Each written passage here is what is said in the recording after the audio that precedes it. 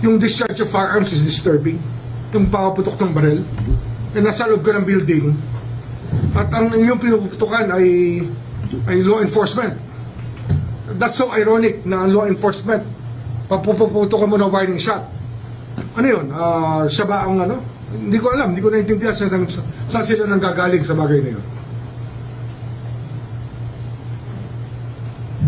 But sir, on the part of the NBI, will they also be accountable? Kasi parang ang lumalabas, at least this version nila is, there was like no communication between what's happening inside the GSIS building and the Senate building.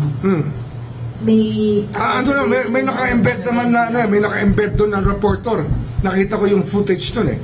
At least we will subpoena the footages of all the networks and all of those who were present in the, para naman magkatulungan tayo rito. Para maalam natin lahat, malaman natin lahat. Sir, kailan po effective itong preventive suspension? Now. Effective today.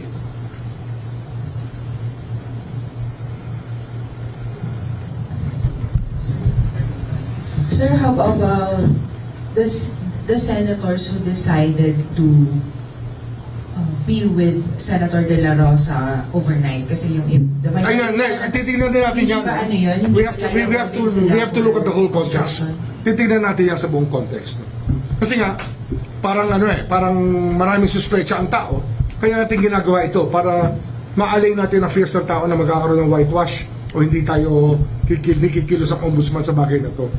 Siguro tayo lang talaga ang pwedeng kumilos dito ng gusto na walang bias kasi, di ba?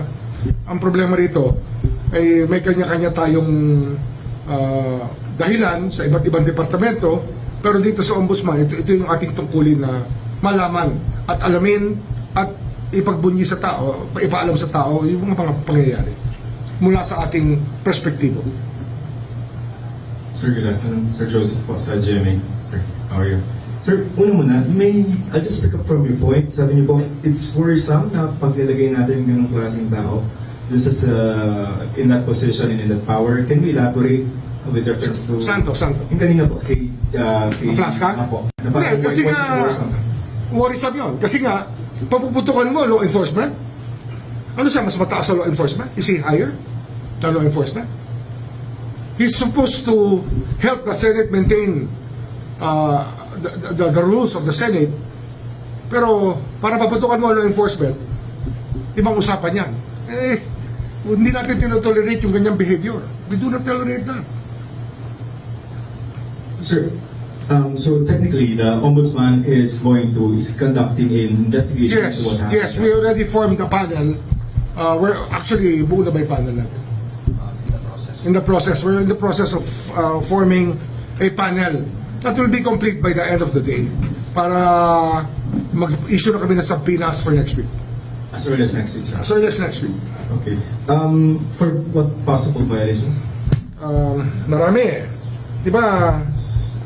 Obstruction, sir? Obstruction of justice yung isa sa pinakamabigat dyan. Failure to maintain public order and safety within Senate premises. Tsaka... Sir, kasi ba yung pang-cuddling na criminal? Ganun ba tayo?